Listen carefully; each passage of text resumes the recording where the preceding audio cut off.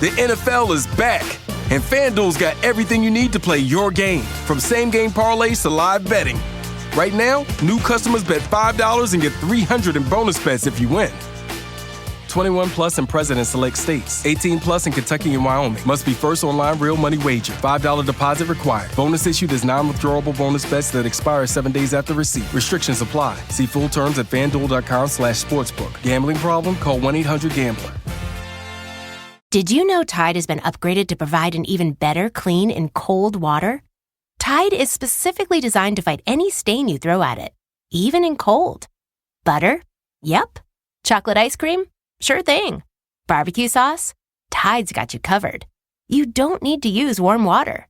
Additionally, Tide Pods let you confidently fight tough stains with new Coldzyme technology.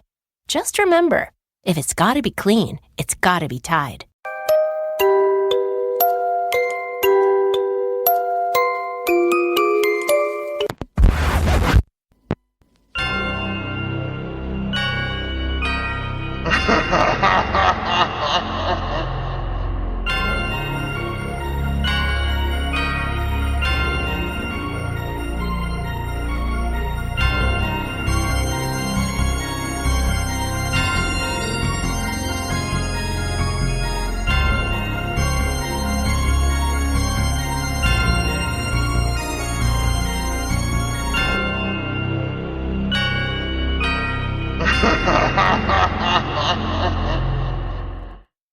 Welcome to another episode of Fringe Beyond Limits.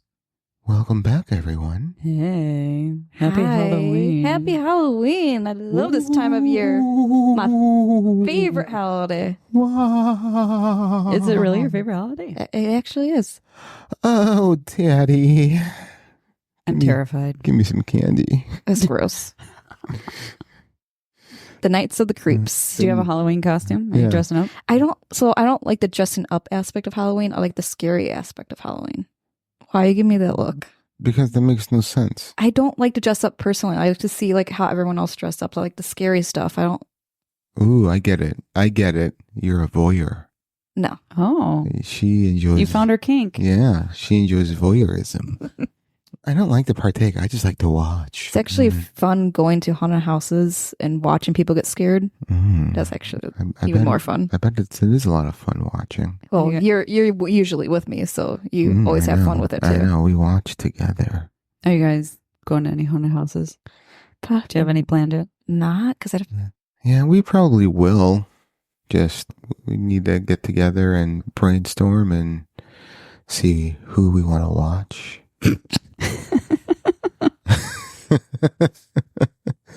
So yeah, ever since you told me about my voice and how it sounds so sultry and jazzy. Can you do that voice at work when you're talking to like your clients and customers? Like, hi.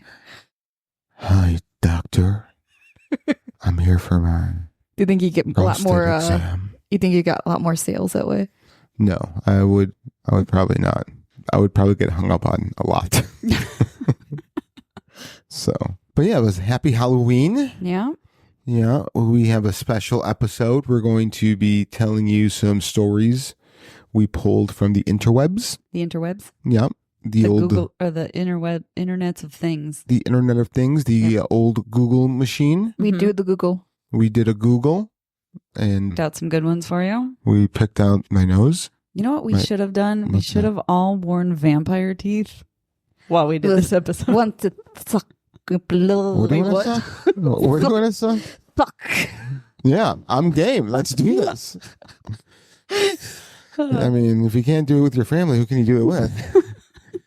So, all right. Well, before that, we do things that keep you up at night, right? Yeah. You know, do you guys want me to go first this time? Because I rarely go first. I feel know. right. Go for it. Do it. All right, I'll do it. All right, Do it so now. do it now. Do it. Do it now. Do it good. Be careful of my neighbor. I have a horrible Anyways, Arnold. All right, That was Arnold. no. That was more like, hey, Arnold. Hey, Arnold. Hmm. What do you got for us? All right, so what if once upon a time someone wished that no one's wishes would come true, and it worked. That's a bitch move. What a fucking prick, That's right? bullshit. I want to find that mother trucker. What the fuck? Find him and, do bad things to him. Yeah. Dude, that's crap. Right. Well, what if that was the case? And that's why no one's dreams and wishes come true anymore. That's kind of Our birthdays have all interesting to been think a about. lie. Yeah. Shooting stars are garbage. Yeah. My mind's been blown. All those eyelashes I've been... Okay, so you're sucking and blowing? Uh-huh. All right. Party. We've covered the whole thing. We were... Front to back. You know what I've always wanted to do? Uh-oh. I'm scared for this one. Yeah, you should be. I've always wanted to kind of I got this from a comedian, and ever since I heard him say this, I wanted to do it, is you put your mouth around the girl's opening and just start yodeling. Just this. How the fuck did we get here? I don't know. But That's the question for every episode, though. I forget what Just for all of our ones of listeners, how good is your yodel? Yeah, no. Sorry. No, not happening. That wouldn't cut it. What about So gross. I'm taking my headset off. I can't But unhear that. Don't stop there. That sounded so moist. Yes. I wish he would stop. So very moist. But that stupid guy wished that my wish wouldn't come true. That fucker. Oh, what an ass. All right. What an Yeah, so that's mine. That's what kept me up. Nice. Yeah. Who wants to go next? I can go next. She's going to steal yours again. No, she won't. Actually, I don't. Mine are if different. she steals mine, then Brian would not be living in her house right now. Oh. All right. So, just saying. He's not right I like now. how she said it's my house, not his house. My house. Mm-hmm. So we were speaking about vampires earlier. So basically, you know how when people portray vampires, they're like this gorgeous creature, Mm-hmm. but they can't look at themselves in the mirror. So how do they always make sure they look gorgeous? Other people tell them. But how would they it's hard to be like, oh, put this on and put that on, make your face look like this. It's like trying to figure out. Do you think because they have extrasensory perceptions, they can just see themselves? I don't know. I don't know. I mean, like I'm sure there's powers that vampires have that we're not privy to. I mean, there's some stories they say the vampires can actually see their reflection, but there's other stories that they say they can't. There's the ones that can't see their reflection. How did they know they look good? They're the ugly ones. Oh, they could be the ugly ones. They're the ones with the gangly teeth and the sunken eyeballs. They're not the pretty, You mean trailer park vampires? like the Bram. Bram Stoker? Yeah. Yeah. Yeah. His vampire is scary. Yeah. And not pretty. And not like the Twilight Beautiful. Well, he was old. Well, I'm just saying. You saying old people can't Those be are the pretty? ones who can't see their reflection. Are you saying old people can't be pretty? No, you said that. No, I didn't. Because You said he was old. I said he was... what's the English actress Helen Mirren? She's like 80. I would bang her right now. She is beautiful. Okay. You do that. Yeah. You would bang anything. I mean, most. Yeah. Yeah. Anything is going a little too far. I have turned down sex before. And then nothing happened. I went home. I went home. And that's how that story ends. Yeah. I mean, I have turned down sex before. That's nice. It's not. I regret that decision every time. Well, sucks to suck, doesn't it? No, it Blows doesn't. the blow. It doesn't. I didn't. None of that happened. none of that happened. I didn't suck. They didn't blow. It was a lose. Do you think it was a wish that didn't happen because of that guy? Yes. What an asshole that guy That again. guy. This fucking guy. I'm going to find this fucking guy. If you're that guy, please send us an email so we can motherfuck you till the end of time. Motherfucking. All right. Well, yeah. Okay. That was a good convo. Yeah. Good job there, Pri. You're welcome. You suck. Lynette? I don't think I told you guys this. So the other day, around 2 a.m, my TV in my bedroom turned on. Like no remote. It turned on. Like not. Like it doesn't have a remote? No, the remote we put him in the bedside table drawer or whatever, the nightstand drawer. Mm-hmm. It turned on. Interesting. And were you in a movie of Poltergeist? it kind of like JT just was like, and he rolls over and goes to sleep. And I'm like, hello, it's 2 a.m. and the TV is on by itself. That hasn't happened since I lived in Yorkville with my sister. Oh, do you think the thing found you? It took them like Maybe 7 years or however long it's been. Yeah, I don't know. But no, let us know if it happens again. What would Brian do? What would Brian do? Scooby-Doo through the wall. Probably. Yeah, it'd be a Brian-size hole in the wall. What would his shit meter be? Yeah. Probably, well, depending on how deep of a sleep he is in. Because he probably, sometimes How deep of a shit he gave right? he's in. Because there's times where he actually like interacted and everything while he was sleeping. He doesn't remember it the next day. So it just depends on how bad he's sleeping. So I would say it'd be like a 2. What if the TV turned on and it was like, would it make a difference if it was like a kid show versus a gory movie or something? Or how loud? Do you think that there's a message depending on what's playing on the TV when it turns on by itself? I mean, I don't believe in coincidences, so I like to read between the lines and think that. Same thing, you get in the car and there's a certain sentence or something on a commercial on the radio or a lyric of a song or something. So what do you think the ghosts are trying to tell you, that if the TV turns on by itself at 2 a.m. and it's porn? That Maybe it was like an incubus or succubus that turned on the porn for you. Ooh, oof. hey, Okay. I'm game either way. I don't care who they are. You just want to be a demon. I just want some semen. That too. Yeah. Some specimen. Some specimen. Or like a sailor semen. Specimen? No, specimen. Specimen. Get it right. Specimen. Cybertooth. That's right. Cybertooth tiger. Or, So, all right. yeah. Well, that was fun. You ready to start some scary shit? Yeah. We're going to read you guys some scary stories that we found in the interwebs. Mm-hmm. The Google machine was running on overdrive. We wore it out, kind of like Bree's butt plug. No. Oh, like mother, like daughter. So Okay, that was not necessary. it was so funny. I loved it. So, all right. Who wants to go first? I can go first. Yeah? Okay. Sure, why not? All right. So All right. we'll go first. Who's going to go second? I go second, I You'll go guess. second. All right. I guess. Okay. Who's going to go third? The ghost. The ghost of The Frank's ghost. booty. Papa Francesco. The ghost of Frank's booty. Okay. All right. So go ahead, Lynette. Okay. Take it away. This story I found on Reddit. It was submitted by Infamous Good 3835, and it is titled "Never Quite Believed in Ghosts, but Things Are Getting Worse and Weirder." All right. So Infamous Good goes on to say, "Well, I never in my life thought I would be posting about spirits. Period. I've been a skeptic for years. So in June of 2023, my wife, fiance at the time, and I moved into her dad's childhood home together. Moving in was no issue, and I didn't feel uncomfortable, except for the basement. But aren't all basements kind of creepy? We get set up, and all is good for some time. Maybe a month or so in, I started having horrible nightmares. I couldn't remember nightmares at first.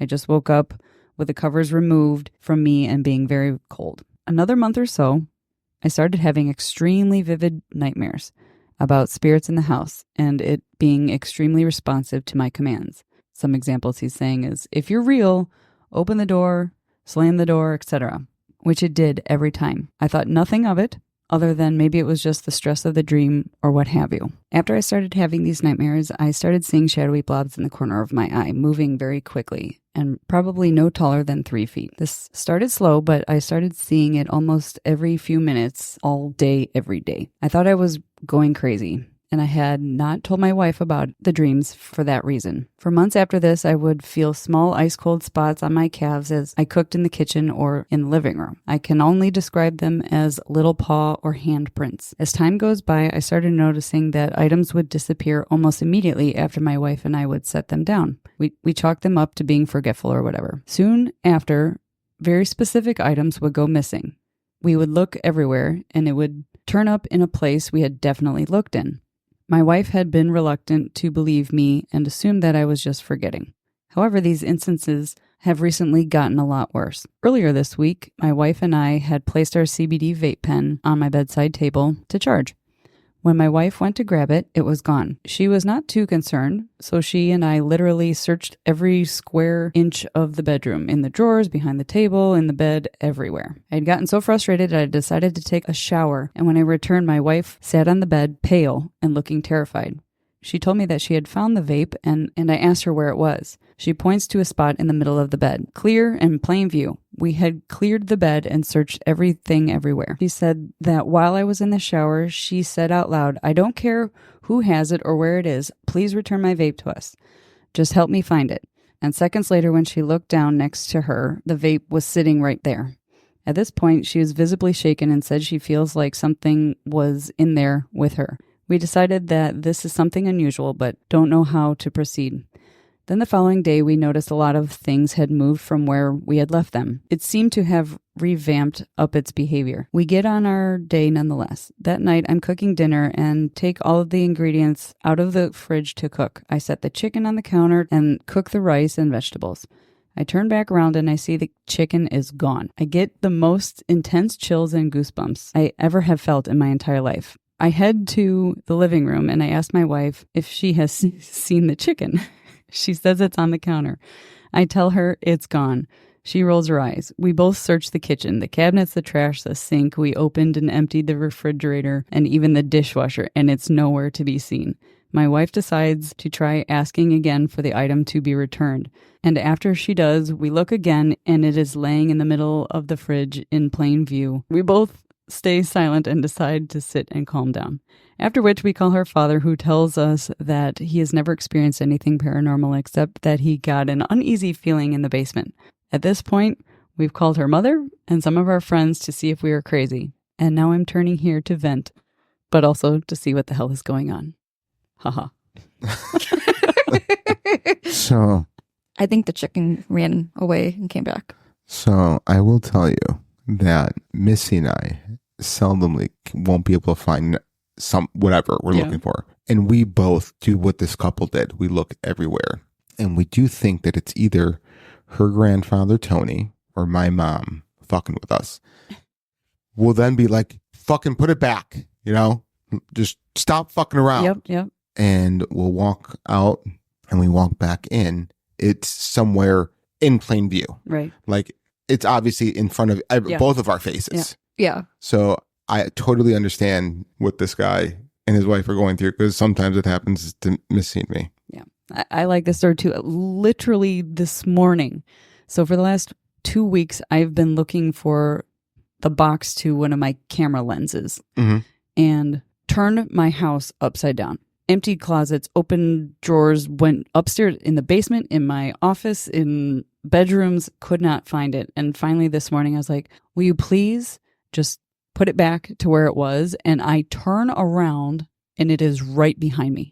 That's crazy. Right fucking behind me. So I don't know who or what or how this shit happens, but it's fucked up. It's probably the same porn star that puts on porn in the middle of the night at your house. That's probably who it is. So yeah, that was fun. That's a fun little story. I understand the frustration. Yeah. But it's crazy that Why? Yeah, it's crazy that, but this also goes to, like, I guess now that I think about it, like some people just aren't open to paranormal experiences. So maybe that's why her father never experienced. Yeah. And maybe for whatever reason, maybe their belief in being cold stone skeptics made whatever is there be like, well, I'm going to challenge you. Yeah. And them maybe having a sixth sense and just being open to an experience like that. Yeah. Get quote unquote bothered. Right. Question mark? I don't know. So infamous good 3835. You're not alone. This shit happens to It sounds like it happens to everybody. Yeah. Everybody. All right. Bree? What? Oh, no, never mind. I thought you and I had the same story. Never mind. See? All right. No. Go on. Bree has a habit of stealing people's Yeah, brains. no. I don't. I know. People. I know. She does. I'm just Okay. psychic like that. No, not a little bit. You're No, we're going with I'm psychic. Okay. What number am I thinking of? 69. Nope. 72. Nope. 0. Fuck you. That's the number I'm thinking of. All right. No, I'm joking. I was thinking of porridge. Let's see if we can get through this without getting made fun of. No. Okay, so this story is from Reddit user singlemom241, and she titled it The Mimic. I've been thinking about it a lot lately. I call it The Mimic when I was 17 for almost a full year, or a whole year, almost every time my mom and sister were out of town for the day shopping and I was home alone, I could hear it. Keys jiggling in front door and the click of a lock, the scrape of the door sliding open and closed. as the dogs rushed out to the front door, barking to greet whoever just came home. I'd hear my mom or sister yell at the dogs to stop and that they live here, and the dogs would stop barking and go back to their business. I would get up and go say hi and help out things away, and nobody would be there. It stopped happening once I started staying in the bed and calling my mom to see where they were instead of getting up to greet them. Once after my mom had surgery, she was staying at her parents' place for a few weeks to heal. I brought my dog for a walk, and when I came home, my mom's dog, who was asleep in her room, started barking. I heard my mom tell her, "Shelby, stop barking." And after a few more barks, she listened and stopped. I ran to my mom's room to say hello. I hadn't seen her in a few weeks, and at that point, didn't know she was coming home. But her room was empty. I still don't know what it was or why the dogs listened to the disembodied voice. I don't know why it was stealing my family's voices. A lot of other shit happened at that apartment, from knocking in, yes, in, the walls. This episode is brought to you by Progressive Insurance. You chose to hit play on this podcast today. Smart choice. Progressive loves to help people make smart choices. That's why they offer a tool called Auto Quote Explorer that allows you to compare your Progressive car insurance quote with rates from other companies. So you save time on the research and can enjoy savings when you choose the best rate for you. Give it a try after this episode at Progressive.com. Progressive Casualty Insurance Company and Affiliates. Not available in all states or situations. Prices vary based on how you buy.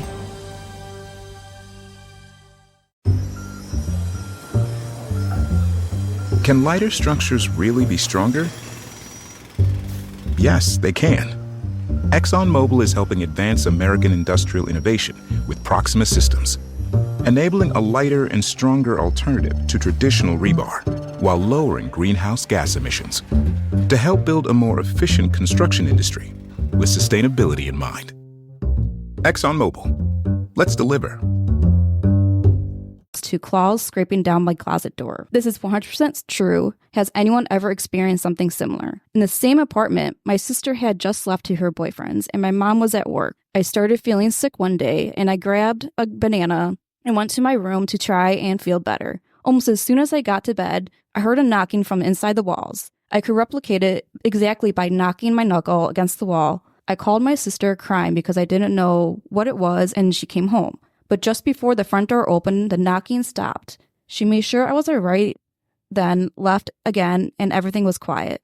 I stood up to go throw my banana peel away, and as I was walking past my closet and out of the bedroom, I heard one final knock in the walls. A few months later, I rearranged my bedroom and set up a little reading corner where I was leaning against my closet in a little blanket nest I had made on the floor. It only happened when I was leaning against the door for over 20 minutes. But anytime I would be reading in my little nest, I would hear and feel the vibrations of the door rumbling against my back. What sounded like claws dragging down the inside of the closet door, trying to get out. It only happened 3 times before I rearranged my room again. This time I put my bed against the closet door, so anything in there couldn't get out. Mind you, my closet was completely full to the top. A kitten couldn't fit in there. So I don't know where the sound was coming from, but it certainly wasn't the 3 garbage bags pressing against the door. I still heard things coming from my closet after moving my bed against it, but I felt safer knowing it couldn't get out. I still don't know what it was in that apartment, but I'm glad it didn't follow me when we left. This part she edited to add to her posting. It says, I just remembered at the same apartment, I was laying in bed with my hand over the edge when I heard a loud bang, like as someone punched my dresser across the room. It made me jump into the middle of the bed, and a few seconds later, my bed started aggressively vibrating the floor. She also edited to the original post that in her house, before the one I moved out of, a few days after my mom and I moved in, I was talking to one of the neighbors, and she brought up that I was so young to be into older men. I questioned her what she meant, and she said that the night before at midnight, I was at my window smoking my bong, and there was an old man standing behind me. Me and my mom lived alone, and no man would be in our house at night. Attic was in my room, and we put a latch lock on it because it flew open one day, and I heard stomping around in my room like a man in work boots. Multiple times, the latch would just fall, and I had to pull the chain tight to lock it so no way it could have fallen. One day the latch fell and there was no way possible to relatch it. That day, the attic started banging open and closed repeatedly for about 15 minutes right in front of me. In the house I just moved from, my sister had the basement for over a year. Everyone in the house changed rooms, and me and my daughter would move to the basement. One night at 2 a.m., I woke up to my bedroom door creaking open. I just moved my eyes to look at the door and saw a skeletal-looking hand reaching out into my room slowly. It got about halfway to the elbow before it just stopped for a few seconds, then slowly moved back out. As soon as the hand was out of sight, I whispered to my dog, "Go look in the hall." She was watching, right? She was watching the door too, and she got up, jumped off the bed, and ran into the hall. She came back a few seconds later, and I immediately jumped up, ran, and slammed the door shut and locked it. It couldn't have been my sister because the stairs are creaky, and she wouldn't have been able to get back upstairs without me hearing. Naturally, I was up the rest of the night. When the sun came up, I waited another couple hours till about 10 a.m. and went upstairs to her room to wake her up, asking why she was in my room the night before. And she was confused. She says she hasn't gone downstairs since she did laundry that afternoon before. We were the only two people home. After that, my daughter, who was about 18 to 25 months old, would periodically wake up from her room next to mine and just scream. My sister agrees with me that it wasn't normal to screaming. She was terrified. One time I went in her room when she started screaming, and she ran to me and just clutched onto me so tightly. When she learned her words about a month later, she would say, "Go, go," at nothing. We just moved 2 weeks ago, and she's been talking to the closet before bed, the attic and the closet. And sometimes when we're downstairs, she points to the stairs and waves and says, "Upstairs, bye-bye." That's creepy. That's super creepy. Kind of gives you the chills at the kid part. Like, Oh, yeah. bye-bye, go, go. Yeah. Single mom 24-1. Call me.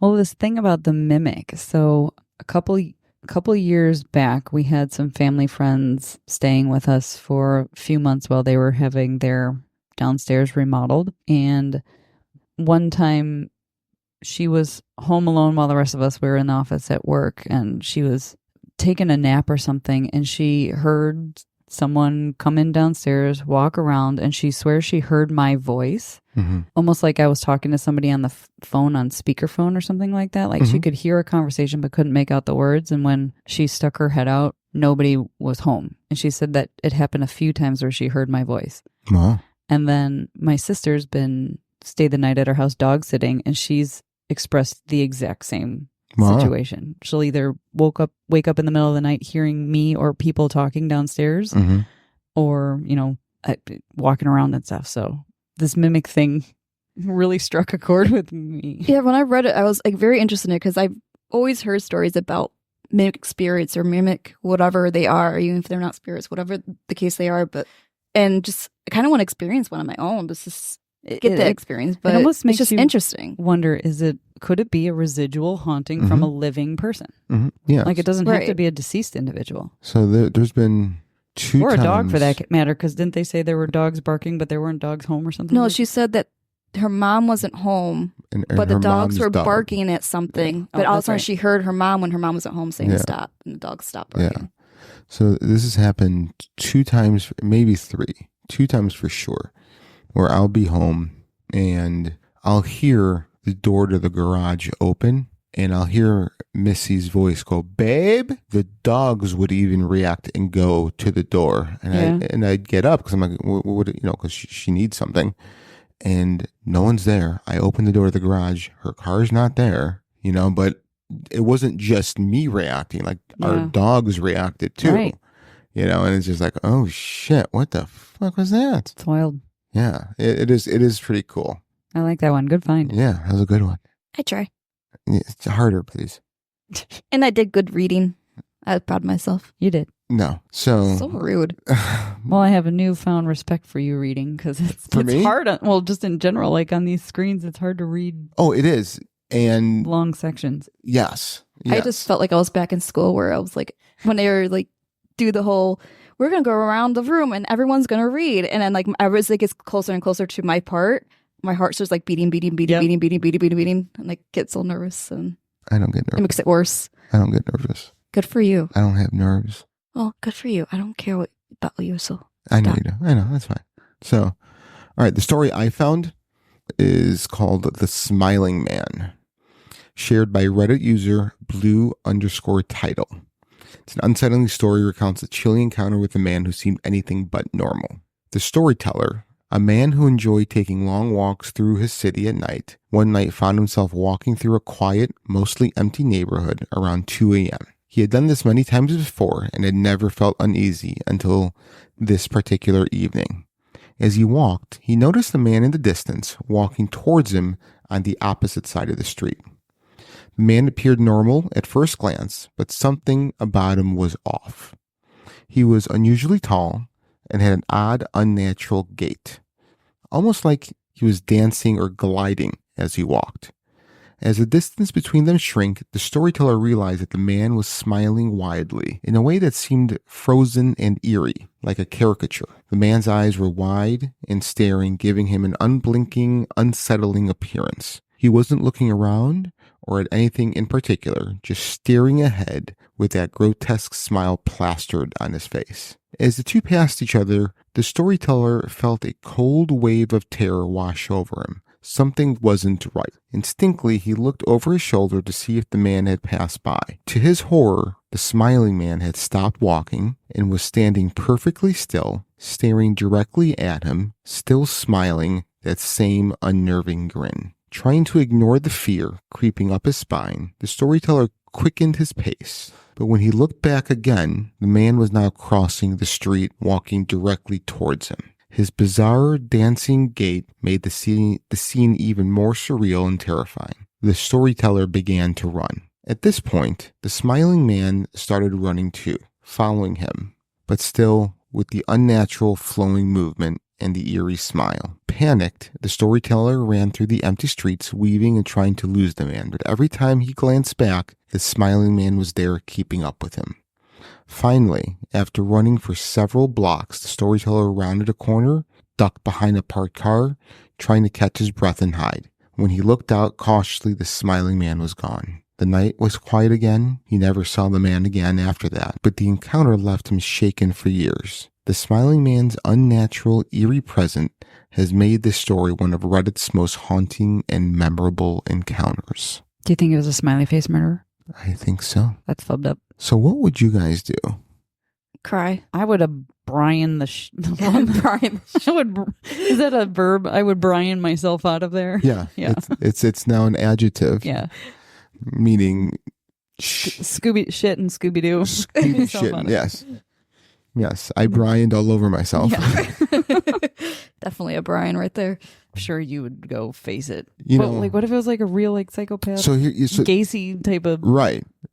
So I'm 50-50. Okay. Like I really am. Like as I'm reading, I'm like, what the fuck would I do? Like, would it creep me out enough to be like, I don't want anything to do with this thing? Or would it intrigue me enough to be like, I'm going to tackle him? Yeah. He wants to run at me. I'm getting in my 3-point stance and I am taking this fucker down. Because, so I am now down to under 240, by the way.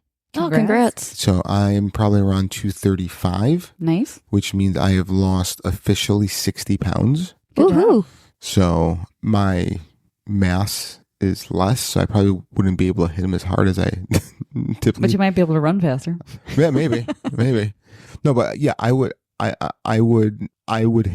spear him so hard, or I would run like a motherfucker. Yeah. Yeah. So yeah, that this story was kind of cool. I liked it. That's wild. So all right, yeah. Yeah. Who wants to go next? I got another one. This Yeah. one's a little shorter. Okay. This was a response to a Reddit post of what's your downright scariest real life story. This comes from Isa Miracle. Isa Miracle. Moral girl. Isa, no do this. Isa Miracle. I really like Do you the know name. where that's from? Isa. No. Is it a movie I didn't do? Yeah, it's Star Wars, Nope. No. like the prequel trilogy, which was not good. I can't remember the guy's name. It's a stupid I've only character. seen like 3 Star Wars movies. That's it. Yeah, I don't know. Anyway, I'm sorry. Go ahead. Anyway, here's the story from Isa Miracle. I used to sleepwalk when I was a child. We lived in a rough neighborhood in Decatur, Georgia, and I would wake up outside in the middle of the night, not knowing how I got there, and I would have to walk home. However, the time that scared me the most was when I was about 9 years old. I woke up and found myself with the bedroom curtains drawn back and staring out the window. As I came awake, I noticed a very large and completely hairless man, no eyebrows, no hair, etc., staring at me and slowly inching closer to the window and closer to my face. He was looking bewildered, like he wasn't sure what he was seeing. At that moment, I realized what was going on, and I started screaming uncontrollably, frozen in place and peeing down my leg. The man freaked out and screamed, did a tumbling move, and then ran off in a weird zigzag like he was trying to dodge bullets. My mom woke up and thought I was probably had a nightmare. The next morning, we found a screwdriver on the front porch and damaged the door jamb and door handle. I still just about pee my pants when I tell this story, but now it's usually from laughing.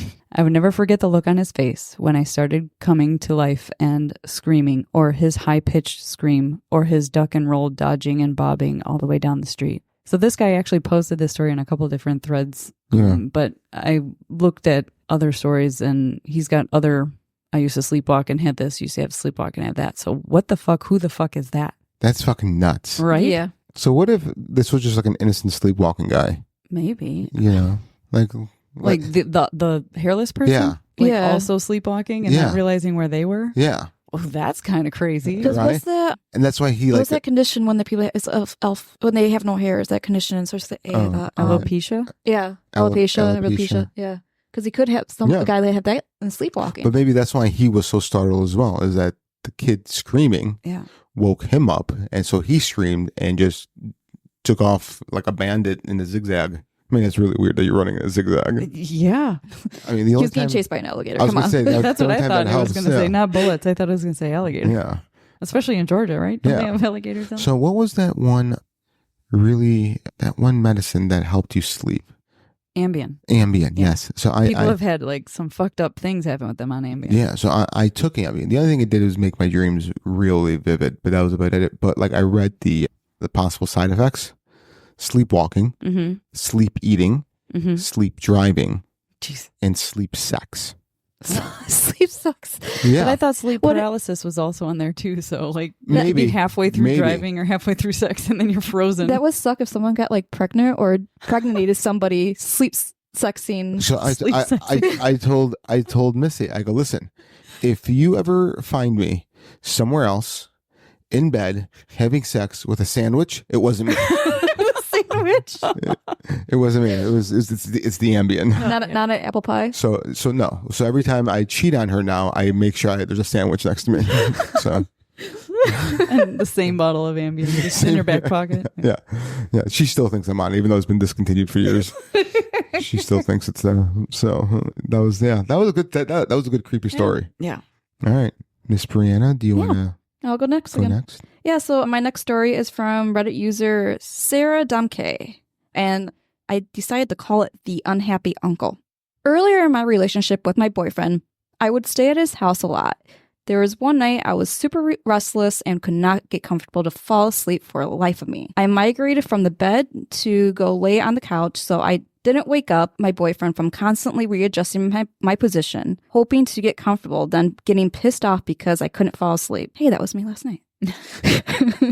It was around 2 or 3 o'clock a.m. when I plopped myself on the couch in defeat. I was scrolling on my phone for a few minutes until I looked over towards the hallway because it felt like I was being watched. There was a shadow figure peeking out from the corner of the hallway over 6 feet off the ground, focused on me. I am not sure how long it's been there watching me at that point, but it was unnerving to say the least. The whole head wasn't visible, but it was legitimately trying to be sneaky and peek around the corner without being detected, which made it even creepier. It felt like the figure was staring in my soul. I couldn't make out its features, but I didn't have to in order to know it was fully focused on me. The feeling of something watching me was enough of a hint. I stared back at it for a minute or so to make sure I wasn't hallucinating, and also was processing what I was seeing. As soon as I clicked that I was having a staring contest with the shadow figure, I audibly said, "Nope," turned over to face the couch, and knocked out within a few minutes. My boyfriend gets spooked fairly easily, so I decided to keep that encounter to myself the next day. While I was home alone, I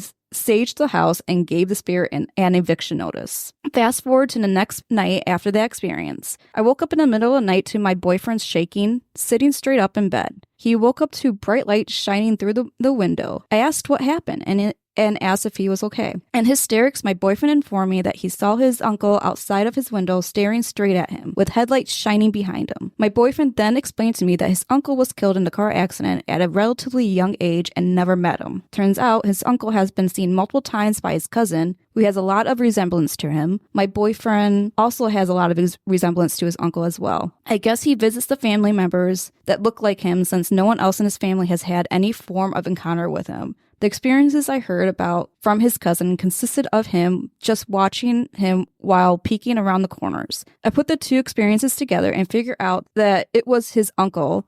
I'm pretty sure his uncle was not too thrilled with me for kicking him out of the house with the cleansing I did earlier in the day. He made sure my boyfriend knew he was present regardless of being banished from the house. The presence didn't feel menacing or evil when I saw him. Looking back, the presence felt familiar, yet not at the same time. It was definitely not the most comfortable experience, since it was a large, dark figure picking around the corner, solely focused on me while I was alone on the couch in a completely silent house. Just for fun, I decided to pull up the ghost communication all the next morning while my boyfriend was away at work, and the words that popped up instantly were car, headlights, and crash. If the app is a hoax, it definitely made me fooled by how relevant the words were to recent experience.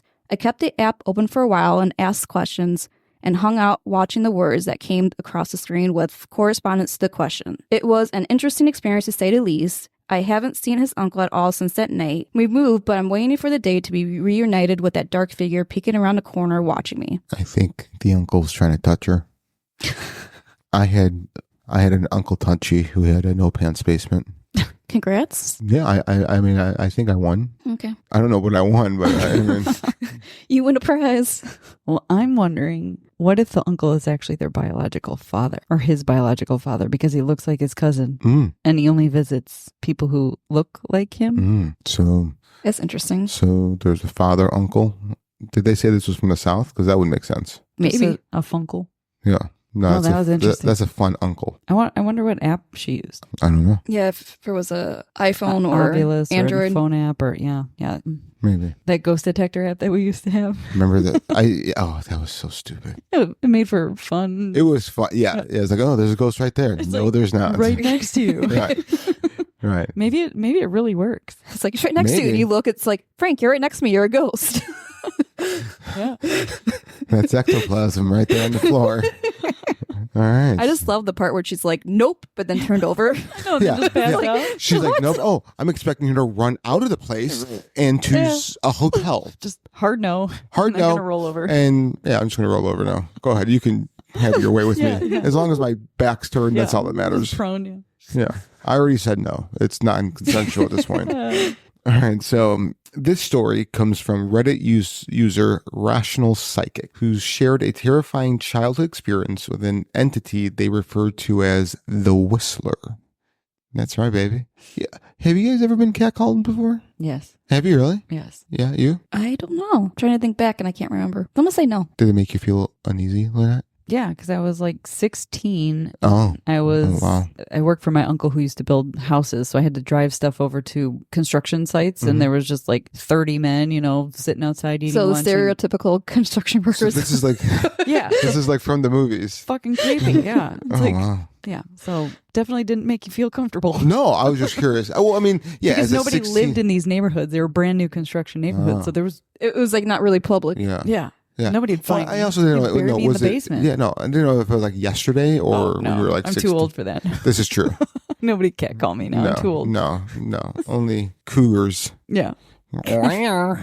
All right, so the Whistler. The storyteller grew up in a small town in Florida in a house with a large backyard that bordered a thick patch of woods. As a child, they would often play outside with their siblings, enjoying the warm evenings. It was during one of these evenings, when they were around 8 years old, that they first heard it, a strange, tuneless whistle coming from the woods. At first, the whistle was faint and distant. But as the nights went on, it became more regular, always starting around the same time, just after dusk. The whistle had no particular rhythm or melody. It was just an eerie, continuous sound that seemed to be calling from deep within the woods. The storyteller's parents brushed it off as nothing more than an animal or perhaps another child playing nearby, but the storyteller had a growing sense of dread about it. One night, the whistle came closer than ever before. The storyteller and their younger brother were playing in the yard when they heard the whistling sound again, this time much louder, as if the source was right at the edge of the woods. Frightened, they ran inside and told their parents. But once again, they were reassured that it was nothing to worry about. However,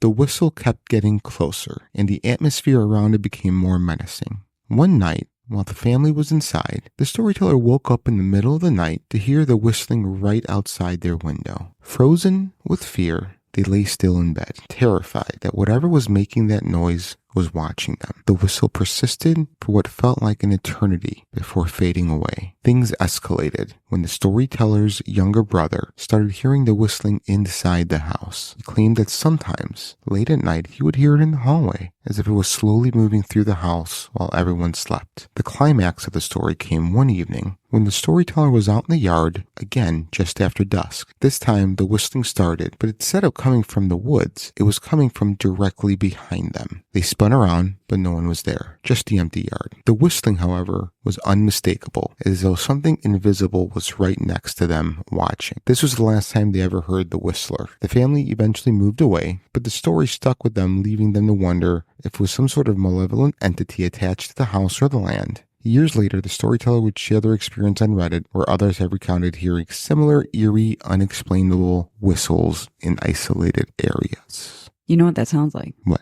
Skinwalker. Oh, yeah. Skinwalkers are known to whistle, and that's also, like, I think a lot of native cultures forbid, or it's taboo, or it's considered dangerous to whistle at night. To whistle? Because you will be communicating or causing a skinwalker to come. Oh, that's interesting. Toward you. Yeah, and also... Did it say where they were from? It did. No, it said small town in Florida. Did it? I don't remember. But I don't know. Yeah, and also, speaking of skinwalker, that also is relevant to the mimic story, because skinwalkers always tend to mimic others as well. That's true. Mm-hmm. And the hairless nightwalker, because they were all walking at night in a distorted fashion. So in a zigzag. Your first story with the person gliding and walking all dancy. You got this one person walking zigzaggy. You got mine was the weird walking smiling man. Yeah, both of mine were. And then the mimic over there. Yeah. Maybe this is all the same thing. Yeah, maybe it's all just a skinwalker. Fuck. That's fucking crazy. That's awesome. Poof. All right. Who's next? Me. I got me? That's Lynette. Lynette. Okay. All right. Go on. This story comes from Fubar Is My Life, and I titled this story, This Fucker Stole My Parking Spot. This one's really fucked up. Okay. I always park in a certain spot at my job for the last 12 years that I was there. It was accessible to the public. Oh my gosh, I can't talk. Let me start over. No problem. Go. Skirt. Go back. I always parked in a certain spot. See you guys next week. Never mind. We're done. I'm a terrible reader, guys. It was accessible to the public, as it wasn't company parking that they wanted us to park in the back of the lot, so the closer spots could be available for the customers. One day, my spot was taken by a dark tinted caddy. That's a Cadillac, in case you're not sure. That was a golf caddy. Or a golf caddy, yeah. I'm immediately pissed because everyone knows it's mine. It's morning shift, so 4 a.m., so it can't be one of the others because I know what they drive. So is this a newbie or maybe another employee from another shop in the plaza? It's still there on my lunch break and when I go home, and the next day. I come in at 1 p.m. till close, which is around 9:30, and then also the next day. Something about it is really bothering me. It smelled wrong. Literally. It's in the South on a hot summer day. Who knows what's baking in there? My dad was a Marine, then a police officer. He always said if you feel something wrong, there's probably something wrong. So I dialed the non-emergency contact police number. I felt like an idiot, but every time I walked by, it bugged me. So I was stuck waiting for over an hour before anyone shows up. And honestly, if I hadn't been off the next day, I would have been like, F it. But I waited, mostly because I can be a really petty son of a bitch. And that's my damn spot. The police show, all annoyed because who knows how many of they can't park here calls they get. They run the license plate through, and then the thing starts going crazy. They want my info, want me to contact my manager. Does this lot have cameras? Have I touched the car, etc. Apparently, the car is on an Amber Alert as of last sighting of a missing person who was a minor, a 15-year-old girl. When they pop the trunk, they find her dead, mutilated body under a blanket and the source of the smell. She had gone out with her much older, controlling, insecure boyfriend, but he had decided to get out of the relationship. She only made the mistake of getting into the car with him. He drove 3 counties over after torturing her and stuffing her in there and who knows what else, then parked and walked away and left her to die in the trunk. I never learned the time of her death, so it haunts me, something thinking she might have been saved if I had made the fuss earlier. So listen to your gut, even if it seems petty. That's kind of creepy. Dude, that fucking sucks. Yeah. Super fucked up. I don't That's crazy. understand why mostly men feel the need to murder their significant other to get out of the relationship. Right. I don't understand it. If you want out, just walk away. Right. Like, no harm, no foul. So I think, you know what? This is going to be a firm stance from our podcast. Don't kill your significant other if you want to get out of a relationship. Okay? Doesn't make sense. Nope. Oh, God. I mean, in all honesty, she was probably dead before the car was parked there because they said that the body was mutilated. Yeah, but probably just parked it and just left the car. And... Yeah, she was probably dead or she was unconscious and never regained consciousness, you know? Yeah. So I get the guilt that he may be feeling, but at the same time, I don't think it would have mattered, unfortunately. I don't know, but can you imagine just the trauma of you being in that? Jesus. Like you were this Yes. foobar is my life? Like, Yeah, no, I can't even imagine. That's a lot of therapy. heck yeah. Yeah. Oh, you were talking about the guy? Yeah. Lynette? The guy who wrote this story? Yeah. Oh, I thought you were talking about from the girl's perspective. Oh, well, also. Yeah, that's where my mind went. Yeah. Sorry. Yeah. No, yeah. I mean, both. 100% both. You okay? I got flailing elbows right and left. I don't know what's going on here. Yeah, your Italian's coming out. Talking with I know it's hard to read and not move your hands because that's what messed me up on my first story. I kept scrolling to the bottom of 20,000 line spreadsheet That's trying all right. to find my spot. That's all right. I do it all the time when I read shit. You know, every time I'm reading, I'm like, oh shit. I'm like, all right. Miss Brianna, do you want to read your next one? Yeah. The next one is from Reddit user Hot Dogger 2020. All right, real quick. That's a fantastic name. Right? I love when I saw that. I was like, oh, that's awesome. It would Hot have been Dogger. so much better if it was Hot Donger. Okay. 8 inches Anyways, round. so again, username Hot Dogger 2020. He or she labeled this creepy hunting encounter. Once I held a hunting lease in Middle Georgia. It was an abandoned hunting camp that hadn't been used in several years. I'm not superstitious at all, but this place was legitimately spooky. It was miles down an overgrown dirt road and completely surrounded by woods. It's probably the most secluded place I've ever been. I used to hunt there by myself a lot, and there was always this weird sense that I wasn't alone out there. There was a locked gate at the front of the property, but it was not uncommon for us to find the front door of the cabin open, even when the door was locked. That was pretty creepy, but that's not what the story is about. One evening, I was hunting down in a small valley by a food plot we put lining a creek that bordered the property. From the minute I sat down, I had a weird feeling like I wasn't in a safe place, even though I was holding a .308 with a ballistic tipped rounds. I didn't feel like I was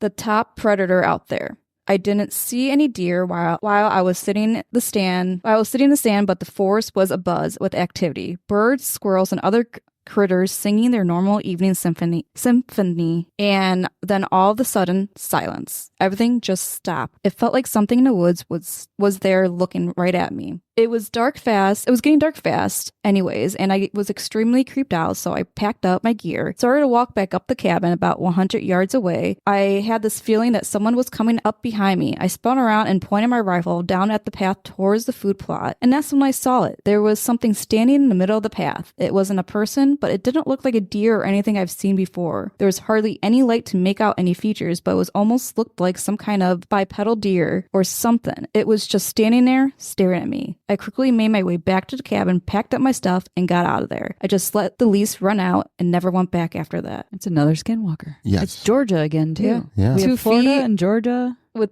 I'm assuming probably And a deer antlers. head, yeah. Yeah, that's fucking really creepy. Like, When I think of a skinwalker, I think of like a deer wolf man type of thing. so if I was in that situation, I may have shot at it and then it would have killed me. You know? I would be so scared to shot because what if that someone's just up at something? And then I would accidentally shoot somebody, but without like really Yeah, that's true too. But justification. it's hunting season if they're not wearing orange. That's true too. Well, that sucks to suck. Or holler out. I don't know, but like if you holler out and it's a person, they're like, oh, sorry, man, it was just me wearing a don't shoot me costume in the middle of the woods. Yeah, but I But mean, can a bullet kill a skinwalker if it turns its head and starts running after you? I think a silver bullet can. I want to say, what can kill Skinwalker? That's the question. know. Well, you know, when we do Soap our and water. episode on skinwalkers, we'll find out, you know, whenever that is. To that. So that was creepy. That was, yeah. I liked it. All right. This deeply unsettling ghost story on Reddit as the Seer of Possibilities, originally shared on the No Sleep subreddit by user Collins Reese Jones. The storyteller, referred to as Peter in the tale, begins by recounting how an innocuous series of messages from a mysterious person named the Seer turned his life into a living nightmare. It all started one morning when Peter received an email from an unknown sender with the subject line, "I can see what you do." Peter was understandably confused, thinking it was spam, and ignored it. The next day, he received another email from the Seer, claiming that they had been watching him and offering a strange proposition. They would send Peter daily predictions about minor events in his life. If Peter followed those predictions, he would be rewarded with something beneficial to him. If he ignored them, things would turn disastrous. At first, Peter didn't take it seriously, thinking it was some kind of elaborate prank, but the emails kept coming. The first prediction came the next day, a small and seemingly trivial event. Today, at 3 p.m., your neighbor will drop his groceries. Sure enough, at 3 p.m., Peter witnessed his neighbor accidentally spill his groceries right outside their apartment complex. He was unnerved by the accuracy, but dismissed it as a coincidence. The next few emails continued with these predictions of small, insignificant events. A child will cry outside his window. A car would honk at a specific time. A delivery would be late. Each time, Peter would brush it off, but then it would happen exactly as the Seer described. Intrigued and a little disturbed, he responded to one of the emails asking who they were and how they were doing this. The response was immediate. "I told you, I can see what you do. You can ignore me, but if you do, things won't go well for you." Peter was skeptical, so he decided to ignore the next prediction. At 6:45 p.m., a bird will fly into your window. When it does, open your door immediately. At exactly 6:45 p.m., a bird crashed into Peter's window. He didn't open the door as instructed, chalking it up to a bizarre coincidence. A few seconds later, there was a loud knock at the door. Curious but weary, he didn't open it. After a few moments of silence, he peeked through the peephole and his heart sank. Standing in the hallway was his ex-girlfriend, who had broken up with him on bad terms months earlier. She was holding a knife, looking unstable and furious, as if ready to confront him. Eventually, she left, but Peter was shaken by how narrowly he had escaped a dangerous encounter, all because he hadn't followed the Seer's instruction. Realizing this was no joke, Peter started following the Seer's emails religiously. The predictions came stranger and more invasive. One day, the Seer told him to throw away a pen on his desk. Peter hesitated, as it was just a pen, but followed through, throwing it in the trash. Hours later, he got an email saying, "Good choice. The pen was poisoned." Right? Peter's life became consumed by these predictions.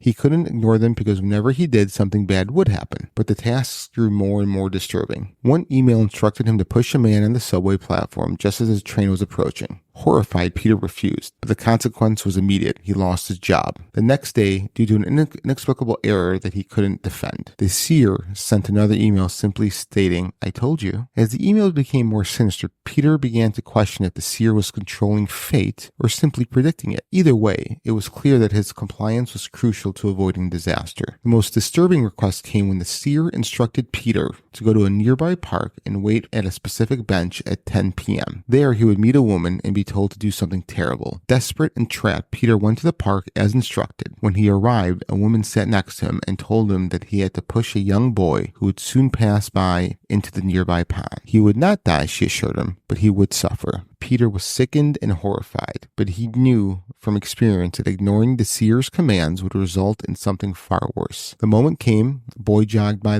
with his mother. Peter's heart raced. Could he really do this? In a split second of panic, he stood up, shoved the boy in the water. The mother screamed. People nearby ran to help. Peter walked away, feeling nauseous and disgusted with himself. But when he returned home, there was another email waiting for him. "Well done. The consequences have been avoided for now." After that night, the emails became more demanding and morally bankrupt. Peter was asked to do increasingly terrible things: sabotage relationships, betray friends, manipulate strangers in ways that damaged lives. He was completely under the seer's control, his every move dictated by this invisible entity that seemed to know the future, yet was playing a twisted game with his life. The story ends with Peter contemplating his hopeless situation. He's trapped, unable to ignore the seer's commands, yet each one drags him deeper into moral degradation. He wonders if this all will ever end, or if he will eventually be asked to commit an atrocity beyond what he can bear. That's super fucked up. What would you guys do? I would go in a corner and cry because I would feel trapped. Right.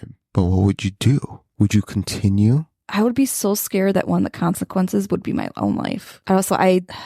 It's just hard because, like, part of me would be like, yeah, keep continuing because I'd be so scared of my own life. But some of the stuff that he has to do, like pushing a kid or he could have pushed that guy into like the train thing. Like in my head, I'm like, would I actually do that? Like, I can't see myself doing it, but I also I'm too scared for my own well-being. It's like, so am I going to be selfish for myself or selfless and do these people? At what point do you decide, or do you even think about, am I schizophrenic and is this all in my mind? Ooh, damn. That's a good twist. You know? Well, it's interesting you say that because I feel, this story sounds like a mix of Baby Reindeer and Can I Tell You a Secret? I don't know if you've heard or seen those films. I did not do those movies. What? Yeah, no. Sorry. Nope. So Can I Tell You a Secret is a true story. Yeah, no, yeah, tell me the secret. Oh, no, that's the name of the show. Oh, I thought you wanted to tell me a secret. No, all so right. He was getting excited there for a second. Can I Tell You a Secret uses similar psychological tactics, but through text messages. It makes me wonder, like, okay, so in the 70s, 80s, we had crazy, in my opinion, peak of serial killers. Is this psychological sociopath the new serial killer, if you will? Like the new epidemic? Maybe. Because it also made me wonder, how many other people is this person doing it to? So maybe this person told someone, you need to take your pet bird and you have to slingshot it into this person's window at 6:45. Otherwise, something bad's going to happen to you. Or... yeah, is it like a chain of... yeah. events? Yeah, he's orchestrating everything. It's a puppet master. Yeah. It's fucked up. Yeah. It's a new kind of sociopath. I just think it's schizophrenia, you know? Because it's perfect, because no one else knows anything about these emails. Well, he could save them and take them to the police. If they're real. What I'm saying is, well, you know, I'm saying that they're not real. That these are all... someone's excuse to do bad things. Not someone's excuse, but they're all hallucinations. The emails told me to do it. They're all hallucinations. The email, the woman, you know. I mean, you could say that, but give me your server. Oh, yeah. Give me your IP address. Yeah. And tell me where you live. And I'm going to come over and we'll just hold each other for a long period of time. I'll fold you back into sanity. Oh, God, no. No. You're the one who That's drives us not all to being madness. Mm. But it's also kind of like, was it The Watchers? Did you watch that movie? Yeah, I told you about that. No, not The movie. Watchers. What's the one with the neighborhood? The person who gets letters in the mailbox. Oh, yeah. That's a real story, too. Yeah. It is real. That's another future episode. Oh, such a good story. I thought it was the Watcher. Or maybe It might be The Watcher, yeah. Yeah, The Watcher. Not Watchers. Yeah, Watchers is actually... I like the movie. Yeah, it's The Watcher. The Watcher, yeah. And it's based off a true story from the Netflix. Yeah. Yeah. Yeah, the show was okay. I didn't really I don't think it did the story justice. It was okay, but the story itself is real creepy. Really creepy. Yeah. Yeah. All right. Well, I hope this was a spooky Halloween. Yeah. This was a fun little episode. Maybe we'll do more of these. Yeah. Frank brings the tricks. Oh, well. Brie and I brought the treats. I was like, who's That's bringing right. the treats? That's right. I'll bring the tricks. You guys will treat me. No. Yeah, that's not how it works. No? All right. Well, if you guys have any scary stories, please email us, frank@fringebeyondlimits.com. Yeah, we would love to share and get your story told out there. Yeah, let's do, why don't you guys send us some stories and we will do a listener story episode. You can get aired. You can have my sultry voice read your words back to yourself. Oh, Lord. Here's where the schizophrenia comes in. Does that sound delicious to you? No. Now everyone's going to have nightmares. That's it. You're getting one Tic Tac in your Halloween bag. Licked Tic Tac. You make it seem like I would enjoy that. You know, I usually X-Lex myself. All right. Well, this was fun. Yeah. Yeah, I like this one. Yeah, this was a good one. Anything else to add, ladies? I hate reading out loud. Yeah. I like reading, but not out loud. But they spooky. Stay silly. And Stay safe. My name is Frank. My name is Brie. And this is Lynette. And you've been listening to Fringe. Beyond Limits.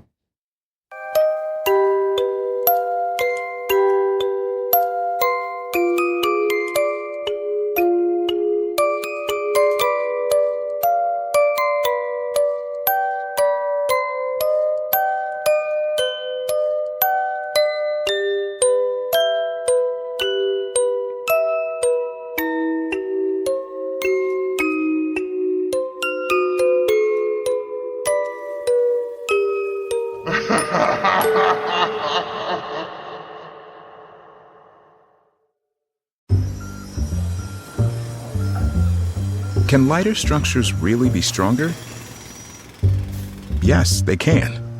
ExxonMobil is helping advance American industrial innovation with Proxima Systems, enabling a lighter and stronger alternative to traditional rebar while lowering greenhouse gas emissions to help build a more efficient construction industry with sustainability in mind. ExxonMobil. Let's deliver.